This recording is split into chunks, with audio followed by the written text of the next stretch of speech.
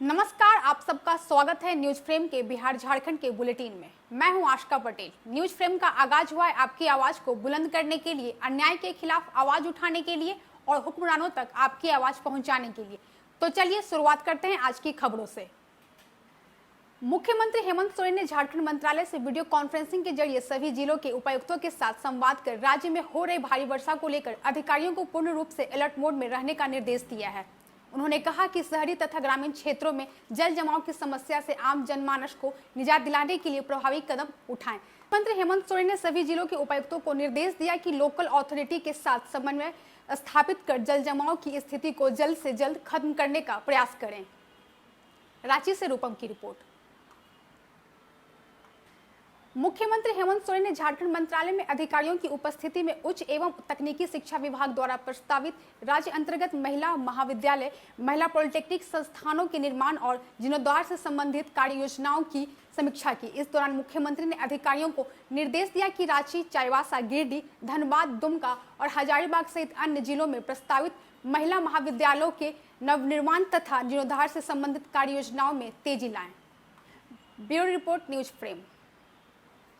CM Hemant Soren की अध्यक्षता में हुई कैबिनेट की बैठक में राज्य के विकास से जुड़े कई अहम फैसले लिए गए। शिक्षा, स्वास्थ्य, सड़क, रोजगार और प्रशासनिक सुधारों को लेकर सरकार ने कुल मिलाकर 1500 करोड़ रुपए से ज्यादा की योजनाओं को मंजूरी दी।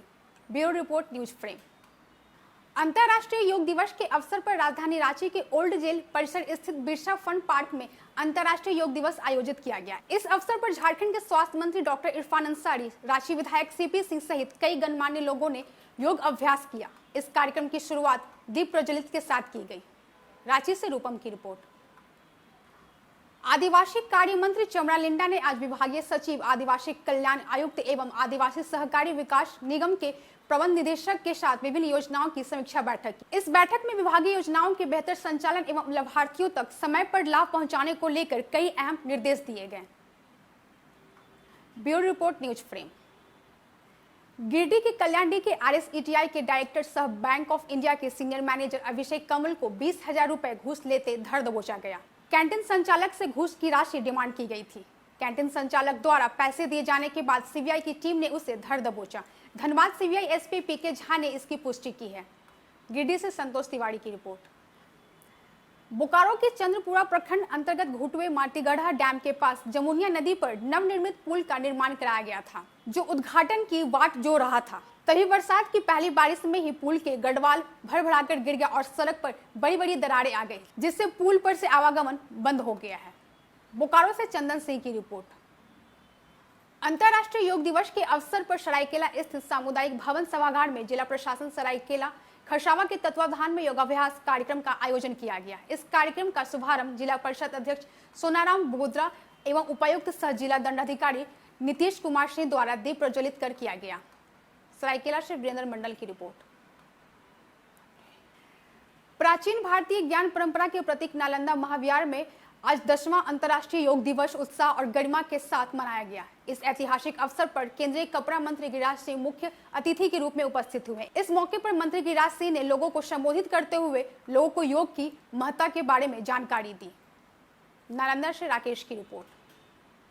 राष्ट्रीय लोक जनशक्ति पार्टी के कार्यालय में संवाददाता सम्मेलन का आयोजन किया गया। इस प्रेस कॉन्फ्रेंस में राष्ट्रीय अध्यक्ष सह पूर्व केंद्रीय मंत्री पशुपति कुमार पारस ने सम्मेलन को संबोधित करते हुए कहा कि वर्तमान में बिहार की स्थिति बद से बदतर है। हर दिन हत्या, लूट, दुष्कर्म और भ्रष्टाचार की खबरें ही राज्य में सुर्खियों में बनी रहती है। साथ ही उन्होंने कहा कि बिहार में सुशासन नहीं, पूरी तरह से कुशासन व्याप्त है। बिहार की जो स्थिति है, एनडीए के लोग कहते हैं कि 2005 के पहले बिहार में जंगल राज। मेरा कहना है कि आज मंगल राज तो नहीं हो गया। 2005 के पहले जो स्थिति थी उससे भी खराब स्थिति में आज बिहार है, और उसका सबसे बड़ा उदाहरण है कि बिहार सरकार दलित विरोधी सरकार है और महिलाओं की बात करते हैं नीतीश कुमार जी, लेकिन सबसे अधिक कोई विरोधी व्यक्ति इस देश में कोई मुख्यमंत्री महिला का है और दलित का है तो वो व्यक्ति का नाम है आदरणीय श्री नीतीश कुमार जी। आपने देखा होगा कि आज से होली के दिन औरंगाबाद में कोमल पासवान नाम की लड़की थी, 14 वर्ष की लड़की थी, उसको जाति सूचक अपमानजनक बात करके उसके छाती पर गाड़ी चला दिया गया। वो किसी व्यक्ति और किसी दल का पदाधिकारी था और घटनास्थल पर उसकी मृत्यु हो गई। लेकिन बिहार सरकार के द्वारा आज तक जो उसके परिवार को उचित राशि मिलनी चाहिए, उचित न्याय मिलनी चाहिए। पटना से अविनाश कुमार सिंह की रिपोर्ट।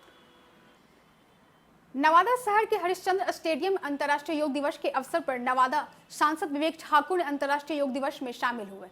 इस कार्यक्रम की शुरुआत दीप प्रज्वलित कर की गई। इस दौरान सांसद ने कहा कि 11वां अंतर्राष्ट्रीय दिवस विश्व भर के 180 देश में मनाया जा रहा है। इसी क्रम में नवादा में कई स्थानों पर अंतर्राष्ट्रीय योग दिवस मनाया गया। आज 11वां अंतर्राष्ट्रीय योग दिवस 180 देशों में मनाया जा रहा है। ये सामान्य उपलब्धि नहीं है भारत के लिए। योग को 180 देश ने स्वीकारा है। आज पाकिस्तान में भी योग हो रहा है। तो ये एक जिंदगी का जो भारत के इतिहास और संस्कृति का एक पद्धति है, इसको इस तरह से देखेंगे कि 180 देश ने स्वीकारा है कि सर्वोत्तम यही पद्धति है। और उसी का परिणाम है कि लोग अब अपनाते जा रहे हैं योग को पूरे विश्व भर में, और ये हमारे लिए बड़ा एक गौरव का क्षण है। नवादा से आशिफ सिद्दीकी की रिपोर्ट।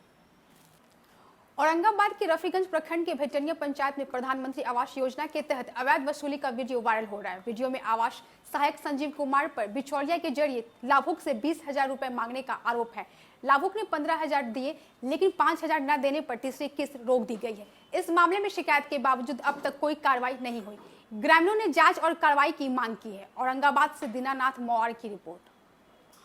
वीर कुंवर सिंह सेतु से गंगा में गिरी स्कॉर्पियो से जुड़ी घटना में एक युवक झामू का शव बरामद हुआ, जबकि दूसरा युवक हर्षी लापता है। स्कॉर्पियो से उसका मोबाइल मिला है, जिससे उसके वाहन में होने की पुष्टि हुई है। रेस्क्यू ऑपरेशन जारी है। डीएम और एसपी ने रात भर अभियान की निगरानी की। हादसा शुक्रवार रात 8:30 बजे हुआ, जब तेज रफ्तार स्कॉर्पियो रेलिंग तोड़कर नदी में गिर गई थी।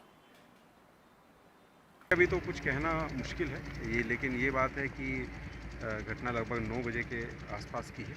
उसमें जो स्कॉर्पियो था वो काफ़ी तेज़ गति से आ रहा था और यूपी की साइड से आ रहे थे तेज़ गति से, और जो बेसिकली जो हमारा साइड में जो वॉकवे होता है, यानी कि जो पाथवे होता है पैदल, उसको चढ़ते हुए उसके ऊपर गाड़ी चढ़ी और फिर जो नदी के तरफ वाला जो एक जो डिवाइडर होता है उसको तोड़ दिया गया। डिवाइडर वैसे काफ़ी मजबूत होता है, तो इम्पैक्ट काफ़ी ज़्यादा रहा है, और जितना इम्पैक्ट हुआ है उसी मतलब 4 से 5 जो पोल हैं वो उससे टूटे हुए पाए गए हैं। तो मतलब काफ़ी तेज़ गति से जो है गाड़ी आई है। बाकी जो सब चीज़ें हैं वो हम बाद में ही बता पाएंगे। अभी बक्सर से धीरज कुमार की रिपोर्ट। पटना एयरपोर्ट पर एयर इंडिया की फ्लाइट IX 2936 से पहुंचे यात्रियों का सामान नहीं आने पर हंगामा हो गया। फ्लाइट चेन्नई से आई थी, लेकिन अधिक वजन का हवाला देते हुए एयर इंडिया ने यात्रियों का लगेज छोड़ दिया। 180 से ज्यादा यात्री भड़क उठे, जिन्हें बाद में CISF और ग्राउंड स्टाफ ने शांत कराया। कई यात्रियों को कनेक्टिंग फ्लाइट पकड़ने में परेशानी हुई। पटना से आशिफ सिद्दीकी की रिपोर्ट।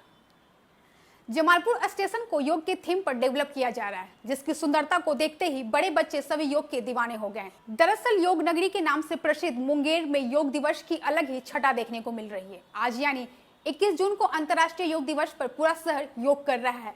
यहाँ किला परिसर में स्थित प्रसिद्ध बिहार योग विद्यालय है, जिसके कारण शहर में इस दिन के लिए विशेष तैयारियां की गई। मुंगेर से आलोक वर्मा की रिपोर्ट।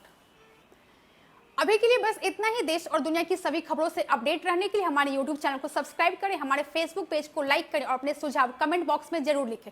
अब हमें दीजिए इजाजत। धन्यवाद।